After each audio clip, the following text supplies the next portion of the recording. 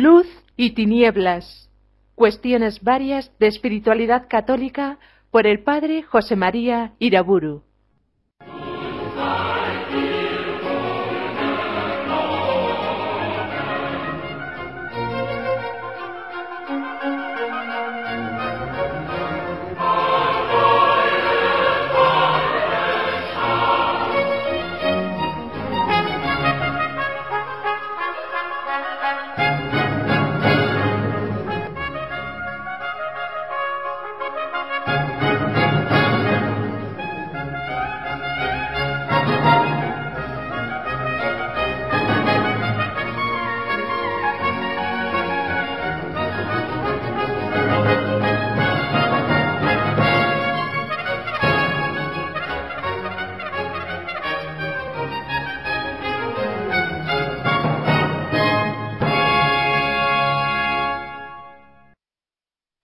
En el nombre del Padre, del Hijo y del Espíritu Santo.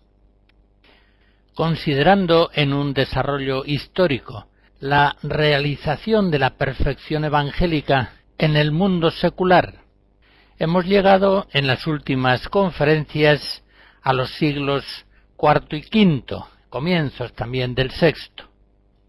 Podríamos decir, hemos examinado el período que va del Edicto de Milán en 313, cuando Constantino abre el Imperio Romano a la Iglesia, hasta la muerte de San Benito, en 557. En este tiempo se produce una primera cristianización del mundo grecorromano en su conjunto, y al mismo tiempo se produce, claro está, una erradicación progresiva del antiguo paganismo. Cambian profundamente en este tiempo la mentalidad, las costumbres, las instituciones del imperio. Y este cambio, en cierto modo, se ve acelerado por la caída del Imperio Romano en el siglo V. Comienzo ahora, en esta conferencia, el análisis de ese milenio cristiano, cuyo final podría verse hacia el año 1500, en torno a la caída de Constantinopla, el descubrimiento de América, el comienzo de los estados nacionales modernos, el Renacimiento y la crisis protestante. Ya comprendo que ese milenio cristiano tiene unos límites temporales un tanto arbitrarios, pero lo consideraré iniciado más o menos hacia el año 500 y terminado solo hasta cierto punto hacia el año 1500. Es un tiempo que podríamos llamar de cristiandad y que no pocos autores denominan también Edad Media, aunque hay otros que delimitan este término a unos pocos siglos. En este tiempo, la Iglesia, que ha perdido el norte de África, se extiende en cambio y profundiza la evangelización en Europa, también en la parte norte de Europa y el Asia próxima. En estos siglos se va formando una trama de miles de monasterios por todas partes y que constituirán el alma de la cristiandad medieval. Este milenio de cristiandad en su totalidad, la Edad Media, por su teocentrismo y más aún a causa de su abierta confesionalidad cristiana, es una época muy especialmente falsificada en la consideración general moderna. Se habla de esa época normalmente en términos despectivos, como siglos oscuros, tenebrosos, bárbaros, incultos. Algo así como si la civilización propiamente se hubiera iniciado en los siglos de la Ilustración y del liberalismo, es decir, en los siglos XVIII y XIX. Esta difamación sistemática del milenio de cristiandad es perfectamente previsible y explicable. El impulso decisivo de la modernidad precisamente consiste en la construcción de un mundo no fundamentado en Dios, y menos aún en Cristo y en su Iglesia, sino fundamentado exclusivamente en el hombre. Esa actitud, por supuesto, impugna directamente el precedente régimen secular de la cristiandad. Por tanto, puede decirse que la opción moderna exige que el milenio cristiano sea ignorado, o mejor aún, calumniado, caricaturizado y falseado. Se comprende perfectamente.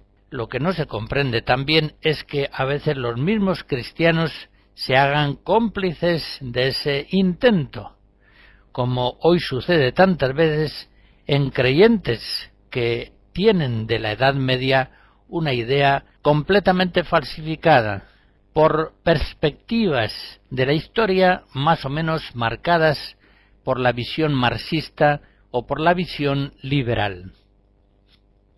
Pues bien, antes de entrar a considerar el desarrollo de la perfección evangélica en estos siglos de cristiandad, haré un intento forzosamente breve de recuperar la verdad histórica de aquellos siglos de cristiandad. Es un tiempo en el que se reconoce socialmente a Jesucristo como el Señor de todo. De ahí ese nombre tan expresivo, Pantocrátor, Señor de todo.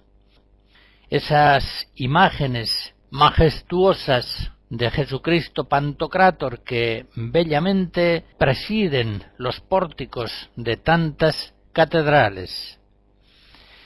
En esos siglos es convicción común que Cristo Salvador debe reinar sobre todas las cosas de la Iglesia y del mundo.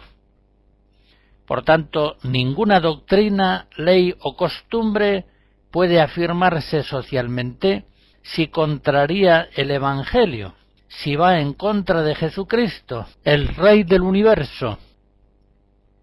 La condición unitaria, característica de este periodo de cristiandad, tiene ahí su origen. Tiene su origen en Cristo, el Señor de todos.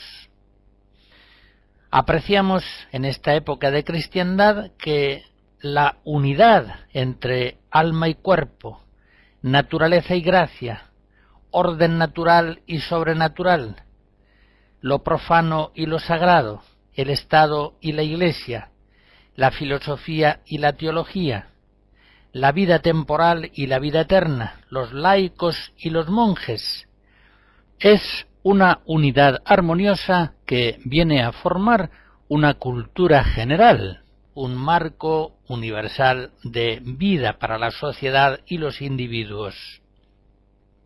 Es un tiempo en que se alzan las sumas teológicas a las mayores alturas filosóficas, teológicas y espirituales. Y también es un tiempo en el que se alzan hasta alturas increíbles, llenas de fuerza y de armonía, las formidables catedrales, esos edificios que, curiosamente, a pesar de haber sido construidos hace casi 1000 años, en tiempos, como dicen, oscuros, semibárbaros, son hoy los edificios más admirados y visitados en las ciudades modernas. Es también la primacía de Cristo el Señor sobre el mundo lo que causa la armonía del arte, que a un tiempo es grandioso en la arquitectura y extremadamente refinado en las demás artes, como en las artesanías manuales populares, en la poesía, en la pintura, en la escultura, en la música, concretamente en la música religiosa gregoriana. Y esa misma primacía de Cristo es la que explica la relativa paz entre los príncipes cristianos. La Edad Media, el milenio de cristiandad, ignora en general las terribles guerras posteriores al nacimiento del protestantismo, y no conoce tampoco, al estilo de Alejandro Magno, un Napoleón que trate de conquistar los demás pueblos, ni menos aún experimenta las aterradoras mortandades, cientos de millones de muertos, de las guerras innumerables del siglo XX. El milenio de la cristiandad se caracteriza por una relativa paz estable entre las naciones, al menos si comparamos aquella época con la contraposición posterior entre las naciones y con las innumerables guerras atroces habidas hasta nuestro tiempo. Es un tiempo en el que, por supuesto, sigue habiendo males, y muchos, pero es un tiempo en el que el bien se ve favorecido, mientras que el mal encuentra resistencias generales, o al menos el mal no es positivamente fomentado, como sucederá en los estados modernos. Lo estamos viendo actualmente. De hecho, es un milenio en el que se reducen muy considerablemente los grandes males del paganismo antiguo, como el aborto o el suicidio, el concubinato, la poligamia o el divorcio, las guerras de conquista o los espectáculos brutales, indecentes, degradantes, como aquellos del circo en el que los hombres se enfrentaban con las fieras. En el milenio cristiano, y este es otro dato de gran importancia, por vez primera en la historia de los pueblos, desaparece progresivamente la esclavitud. Este es un dato cierto. La esclavitud solamente reaparecerá en el Renacimiento, poco a poco, y se multiplicará ya sin vergüenza cuando se llegue a los tiempos de la Ilustración. Debemos conocer con exactitud que 4/5 partes, por ejemplo, del total de esclavos africanos llevados al Nuevo Mundo, a América, 4/5 partes fueron transportados en siglo y medio, entre 1700 y mediados del siglo XIX.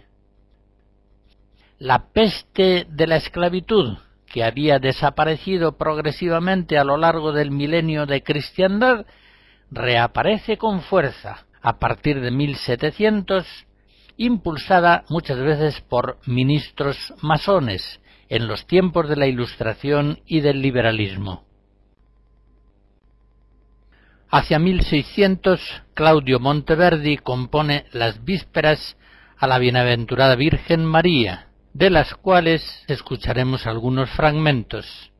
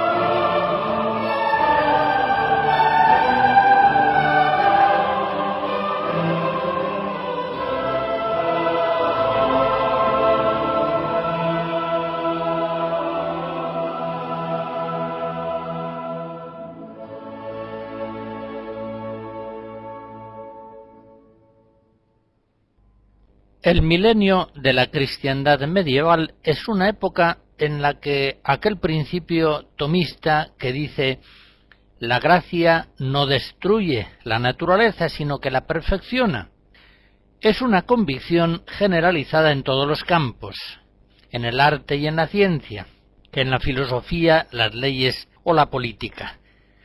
No siempre, claro está, obran los hombres según la gracia divina, pero sí se da una convicción común de que cuanto mayor sea el influjo del Evangelio, es decir, de la fe, todas las realidades del mundo visible se verán acrecentadas en verdad y en belleza, en paz, justicia y prosperidad.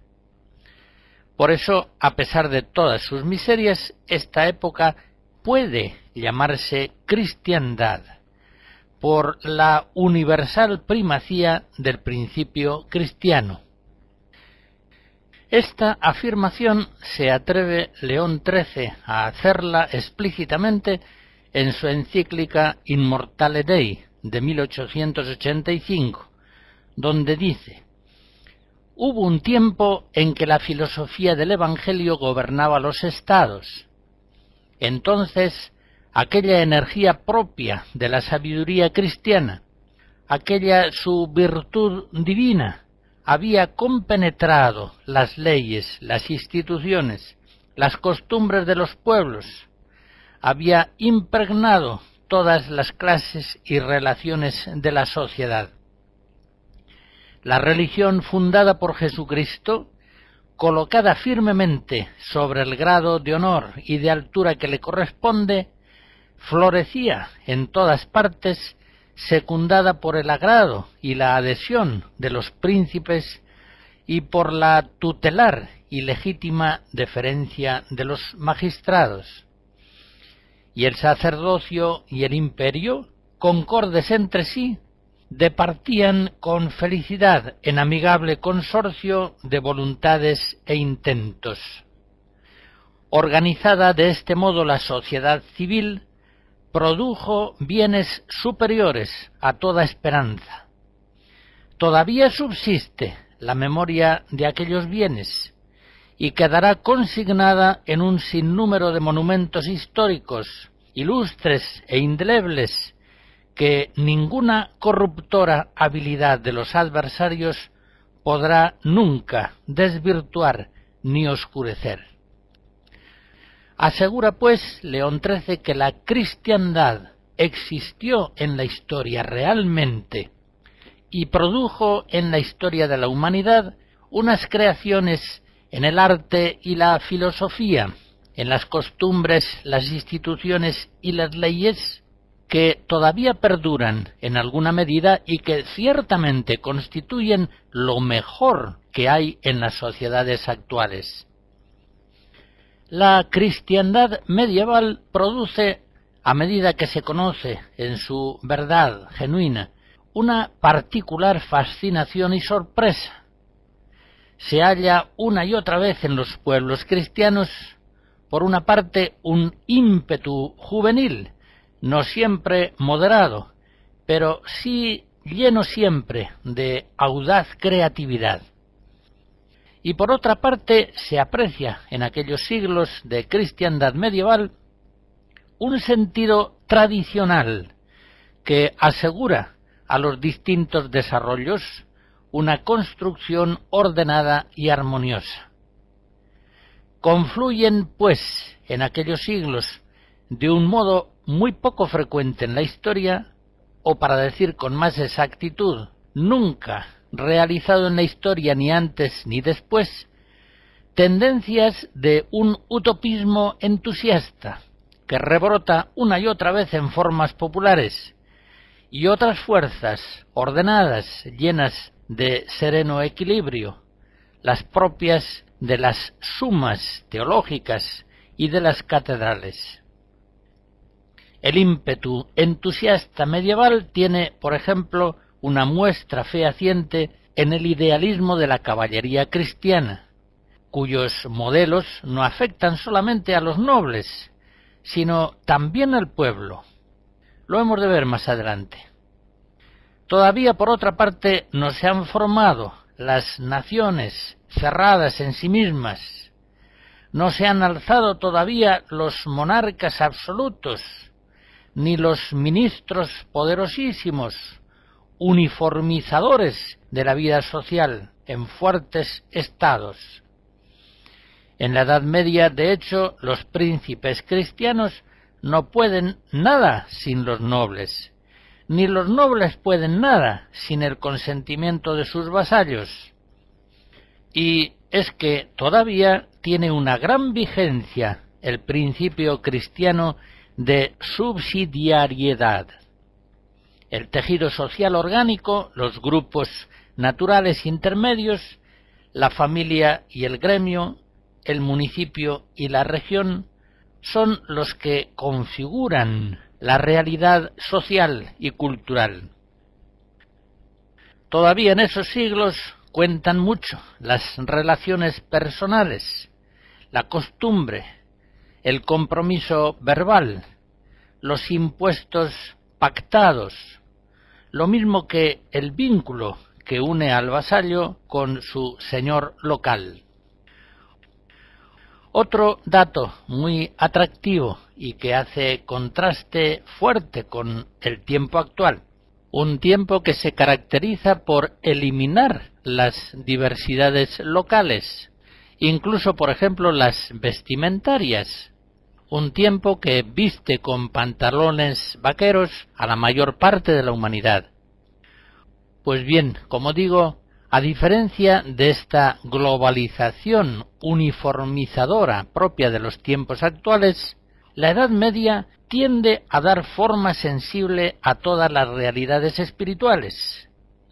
Por eso el mundo medieval se nos manifiesta sumamente variado, con una muy elocuente diferenciación de formas, según las naciones, los pueblos, las regiones, los gremios, las familias, el estado de soltería o de matrimonio, las fiestas y los lutos.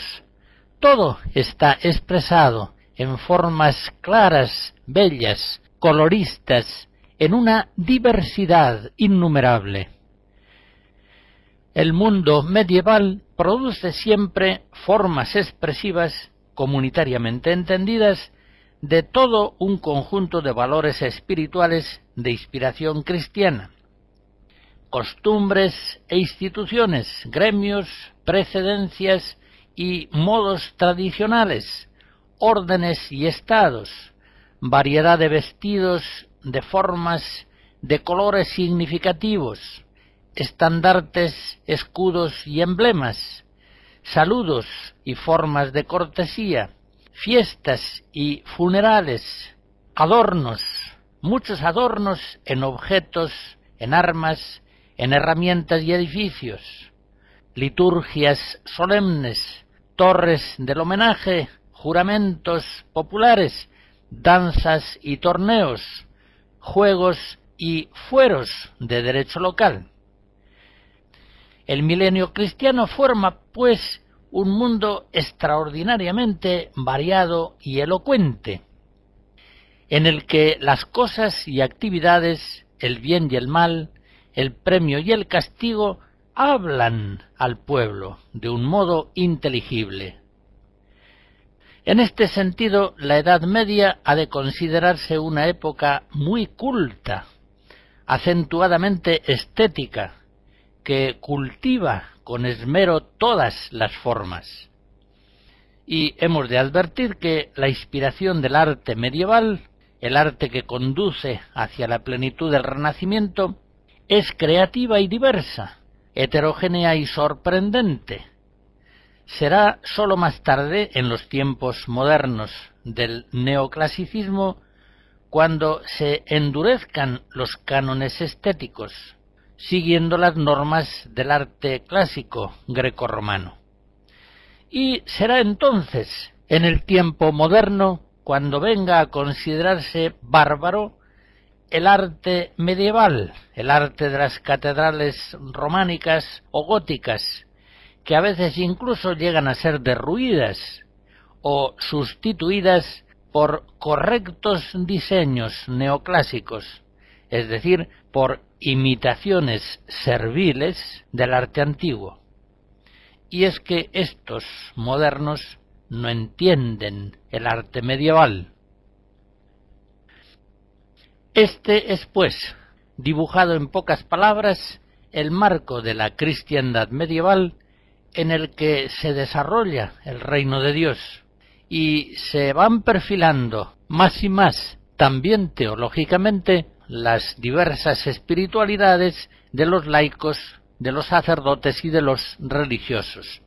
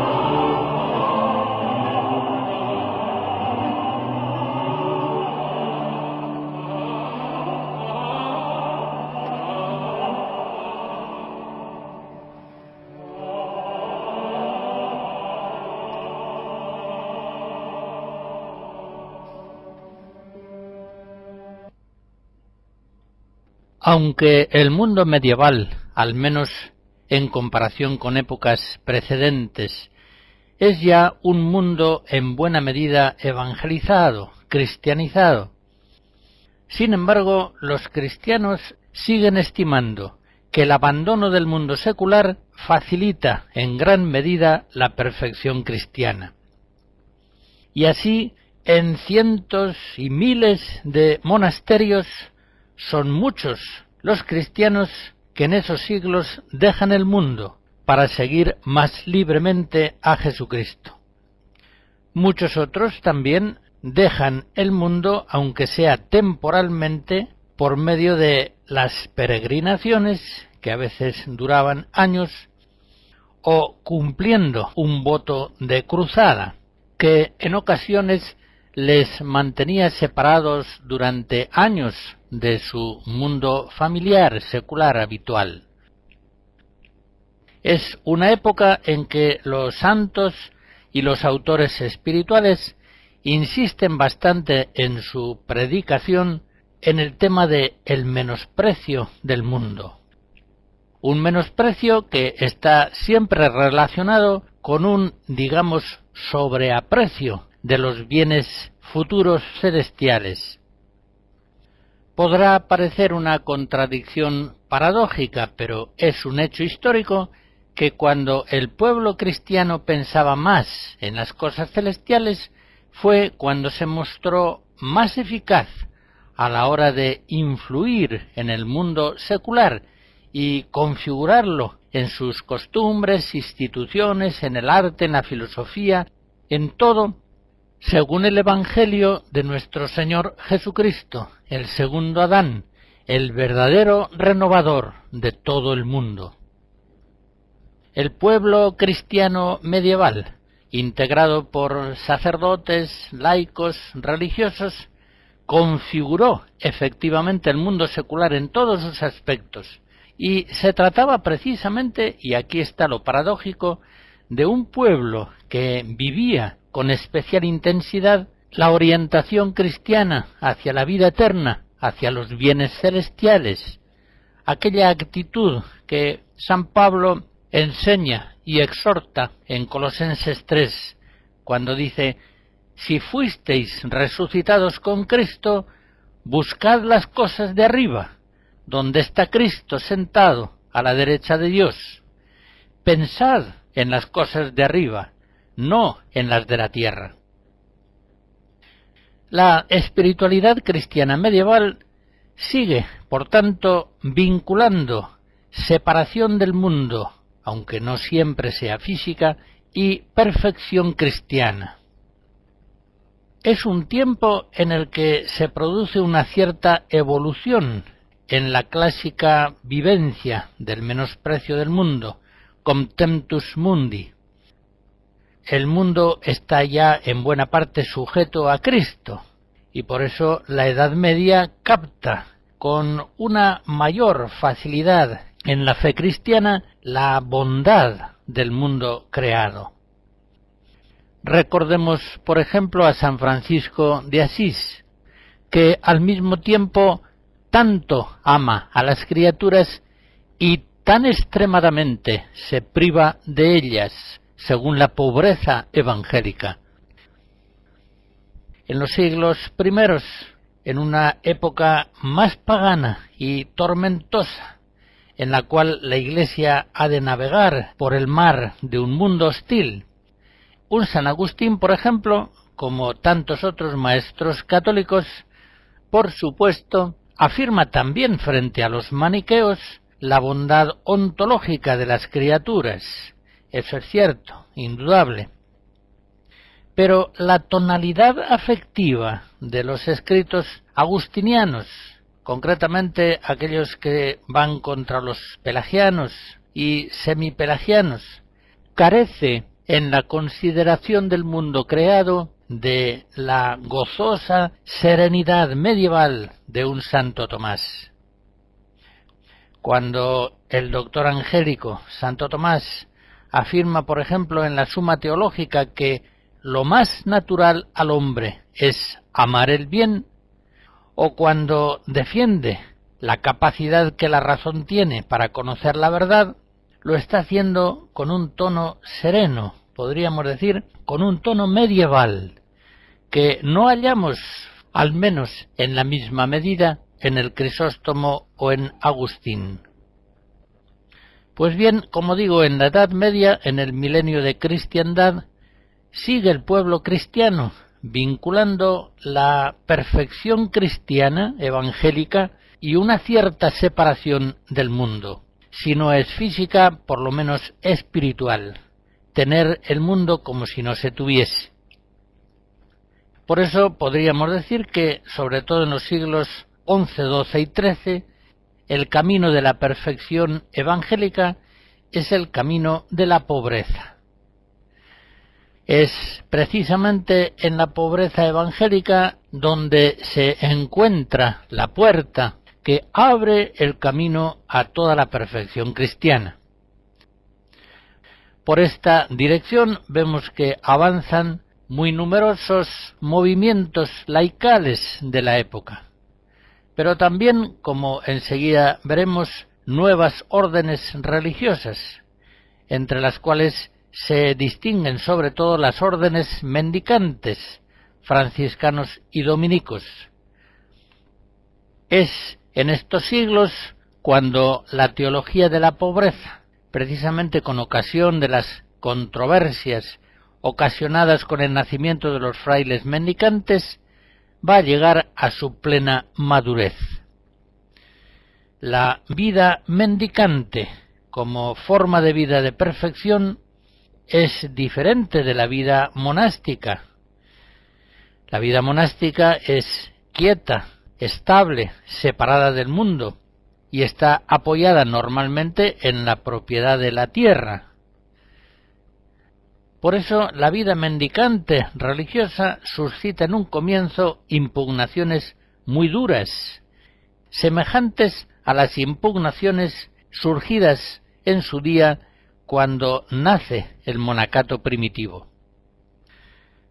Algunos clérigos, algunos profesores de teología protestan al ver que las ciudades se van llenando de nuevos religiosos, diferentes a los monjes que permanecen claustrados en sus monasterios, unos religiosos nuevos que son muy bien acogidos por el pueblo y que tienen normalmente licencias pontificias o de los obispos para cuidar de las almas y para predicar es decir, que tienen cura animarum y licencia docendi.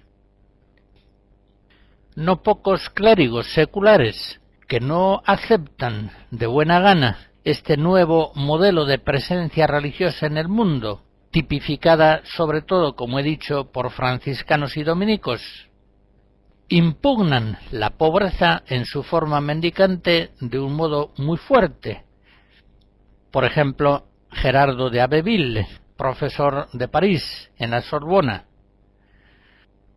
Enfrente a la postura de estos profesores de teología, sacerdotes seculares, se alza la doctrina de grandes doctores de la Iglesia, como San Alberto Magno, Santo Tomás de Aquino y San Buenaventura. La controversia acerca de la legitimidad de la pobreza mendicante va a dar lugar, curiosamente, a clarificaciones muy importantes en torno a la doctrina espiritual de la perfección cristiana. Lo comprobaremos más adelante al estudiar la doctrina de Santo Tomás y también la de San Buenaventura. Por el momento, y para ir acercándonos al tema, me limito a citar un texto admirable de Santo Tomás sobre la pobreza. Está en la Secunda Secunde de la Summa Teológica, en la cuestión 186, artículo 3. En este artículo sintetiza el doctor común de una manera muy perfecta la doctrina de la tradición patrística. Dice así: el estado religioso es un ejercicio y aprendizaje para alcanzar la perfección de la caridad, esto es la perfección cristiana. Para llegar a ella es necesario destruir totalmente el apego a las cosas del mundo. Y en esta ocasión cita varios textos de El Crisóstomo y de San Agustín. Y sigue diciendo: en efecto, de la posesión de las cosas mundanas nace el apego del alma a ellas, pues los bienes de la tierra se aman más cuando se poseen que cuando se desean. Por eso, la pobreza voluntaria es el primer fundamento para adquirir la perfección de la caridad, de modo que se viva sin poseer nada, según aquello que dice el Señor: si quieres ser perfecto, vende cuanto tienes, dalo a los pobres, ven y sígueme. En cambio, hay que decir que la posesión de las riquezas de suyo dificulta la perfección de la caridad, principalmente porque ellas arrastran el afecto y lo distraen. Es lo que se lee en San Mateo: los cuidados del siglo y la seducción de las riquezas ahogan la palabra de Dios. Por tanto, es difícil conservar la caridad en medio de las riquezas. Por eso dijo el Señor que difícilmente entrará el rico en el reino de los cielos. Y estas palabras de Jesús ciertamente han de entenderse de aquel que simplemente posee riquezas, pues de aquel que pone su afecto en las riquezas, de ese dice el Señor que es imposible, cuando añade: más fácil es a un camello entrar por el ojo de una aguja que a un rico entrar en el reino de los cielos. Hasta aquí el texto de Santo Tomás. Con lo que voy diciendo comprobamos que en el milenio cristiano medieval, y especialmente en los siglos XI, XII, XIII, la doctrina espiritual de la perfección cristiana está muy vinculada a la espiritualidad de la pobreza evangélica. Si quieres ser perfecto, déjalo todo y sígueme.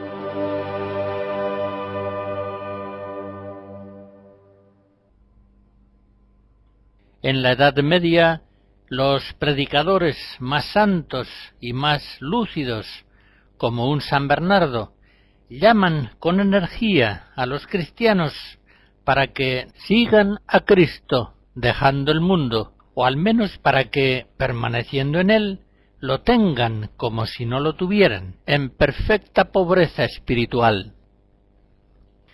De este modo, dejándolo todo en efecto, o al menos en afecto, todos los cristianos, religiosos o laicos, podrán seguir a Cristo en todo y hasta el final, por el camino de la perfección evangélica. Conviene recordar que la cristiandad medieval entiende la sociedad civil y la eclesial como un conjunto orgánico, unitario.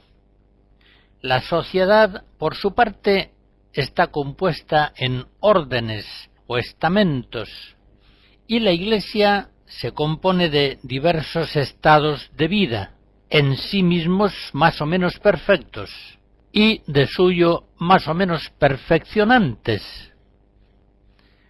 Según este orden, no sólo es lícito, sino altamente meritorio animar a un laico a que ingrese en la vida religiosa, o animar a un religioso para que pase a otra orden de vida más perfecta. Esta visión permanece vigente en todo el milenio cristiano, como podremos apreciar con algunos ejemplos.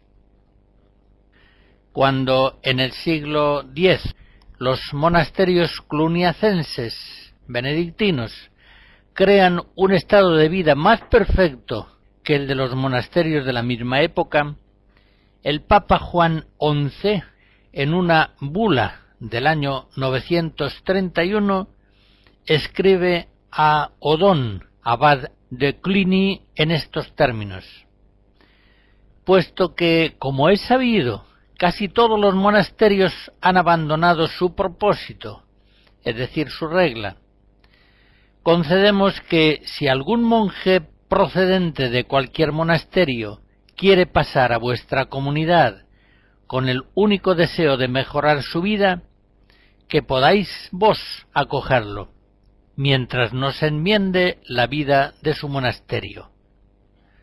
En esta bula, el Papa, como pueden ustedes apreciar, habla y actúa con toda claridad, reconociendo que la mayor parte de los monasterios se han ido alejando más o menos de la perfección de su regla original, y por eso autoriza el paso de lo menos perfecto a lo más perfecto.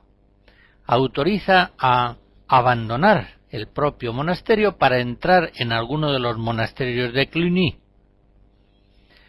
Más tarde, al paso de los siglos, a fines del siglo XI concretamente, son los monasterios de Cluny los que van decayendo, al menos en ciertas regiones, y surgen otras órdenes monásticas como la Camáldula, la Cartuja o el Císter, que es una forma benedictina monástica reformada. Estas nuevas comunidades monásticas dejan el mundo con mayor energía que los monjes de Cluny. Incluso en el arte, la sobriedad, por ejemplo, cisterciense, va imponiéndose sobre el románico cluniacense, que es más mundano. Pues bien, en ese tiempo San Bernardo hace propaganda, una propaganda arrolladora de la vocación monástica y concretamente de la vocación cisterciense, y atrae consigo, arrastra consigo a docenas de laicos. Ya a los 21 años forma en su casa paterna de Châtillon una comunidad de más de 30 jóvenes, entre familiares y amigos, varios de ellos casados, y no pocos de ellos pertenecientes a las primeras familias de Borgoña. En 1115, después de una predicación en Chalons, una multitud de nobles y eruditos, clérigos y laicos le acompañan en su regreso a Claraval, Clairvaux. En 1119, bajo su estímulo, el príncipe Amadeus, sobrino del emperador alemán Enrique V, con 16 amigos, ingresa en el monasterio cisterciense de Bonnevaux. En otros casos, como en el de su carta a Roberto, anima a regresar de Cluny al Cister, es decir, anima a pasar a un estado de vida monástico más perfecto, más austero, más evangélico, más idóneo para seguir del todo a Jesucristo.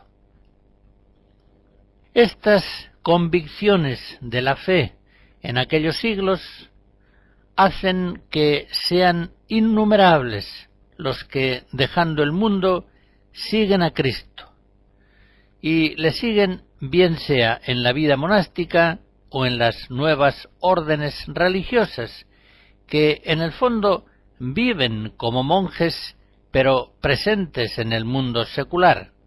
Es el caso de franciscanos y dominicos. El Cister recién nacido, en 1098, por ejemplo, a la muerte de San Bernardo, en 1153, contaba con 343 monasterios, 168 de los cuales pertenecían a la línea de la abadía de Claraval, la de San Bernardo, y de ellos 68 monasterios habían sido fundados por el mismo San Bernardo. Esta gran cantidad de vocaciones religiosas no es demasiado sorprendente si tenemos en cuenta los temas de predicación que predominan en los movimientos más pujantes de la época.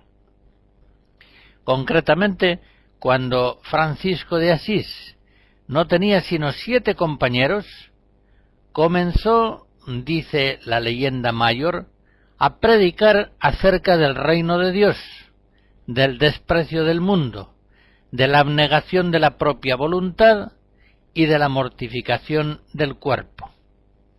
Así formula la leyenda mayor y también la vida primera escrita por Celano el intento de perfección evangélica procurado por el santo de Asís.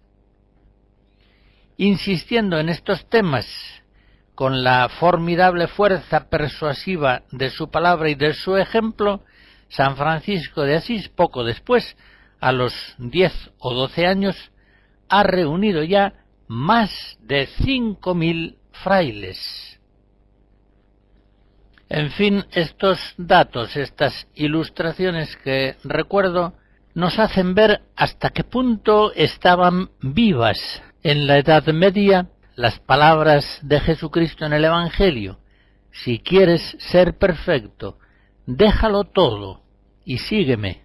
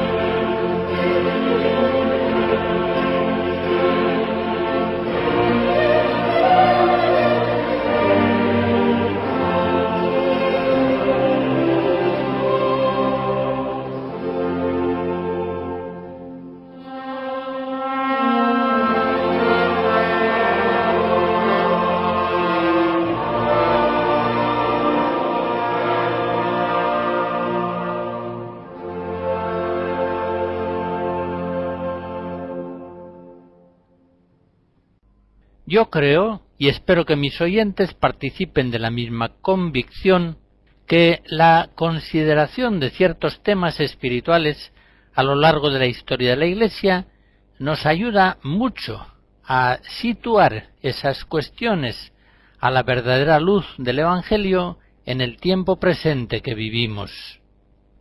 No podemos entender los problemas que afectan al pueblo cristiano actualmente si no tenemos un conocimiento suficiente de la historia de la Iglesia. Concretamente, la historia de la espiritualidad cristiana nos ayuda ciertamente a discernir en las tendencias actuales de la espiritualidad católica cuáles son procedentes del Espíritu Santo y cuáles, por el contrario, proceden del espíritu del mundo, es decir, son una falsificación de la verdadera espiritualidad cristiana. La bendición de Dios Todopoderoso, Padre, Hijo y Espíritu Santo, descienda sobre ustedes y les guarde siempre. Amén.